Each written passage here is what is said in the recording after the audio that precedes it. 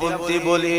এই জন্য কবি বলেন ঈমান নিয়ে মরণ নসিব হবে না কো যার, আরে পিতা তাহার মানব জনম আখের অন্ধকার। সমক পথের কোথায় সুখ পাইবে না একদিল, দুঃখে ভরা হইবে তাহার সবগুলি মঞ্জিল।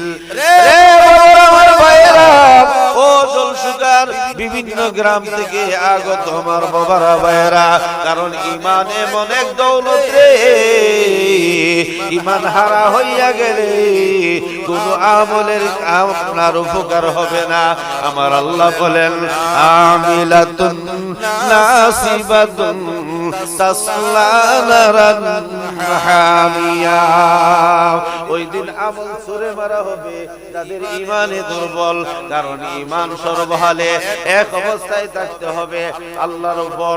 সর্বগুণে আল্লাহর যত গুণ আছে সর্বগুণে আল্লাহকে মানতে হবে।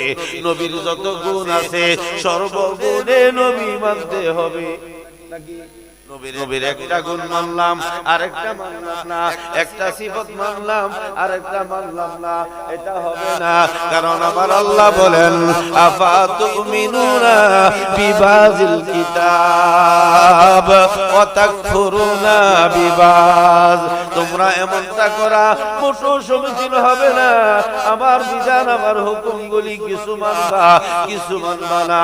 আমার আল্লাহ বলেন হে বন্ধু আপনি বলে দেন কুল ইন কুনতুম, যদি আমার বান্দারা আমি আল্লাহকে সন্তুষ্ট করতে চাই, আমি আল্লাহকে পাইতে চাই, আমি আল্লাহর জান্নাত চাই, আমি আল্লাহর জাহান্নাম থেকে বাঁচতে চাই, আমি আল্লাহর নিয়ামত চাই, আমি আল্লাহর গজব আযাব থেকে বাঁচতে চাই, এক কথাই আমি আল্লাহকে যদি সন্তুষ্ট করতে চাই, তখন পয়লা শর্ত হলো, ফার্স্ট শর্ত হলো আমার নবীকে খুশি করতে হবে।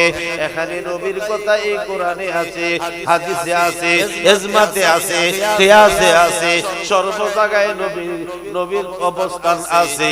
আল্লাহ বলেন ফাত্তাবিউনি ইয়া মুতাকাল্লিম, ইসমে ইশারা লিন নবী।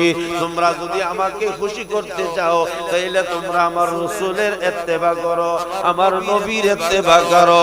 কারণ ভালো যদি বাসতে হয় নবীকে বাসন বলেন, ভালো যদি নবীকে বাসন, নবী তোরানে ওয়ালা, নবী বাঁচানে ওয়ালা, নবী তোরানে ওয়ালা, নবী বাঁচানে ওয়ালা। সবার চেয়ে প্রিয় তাই নবীকে জানো, ভালো যদি বাসতে হয়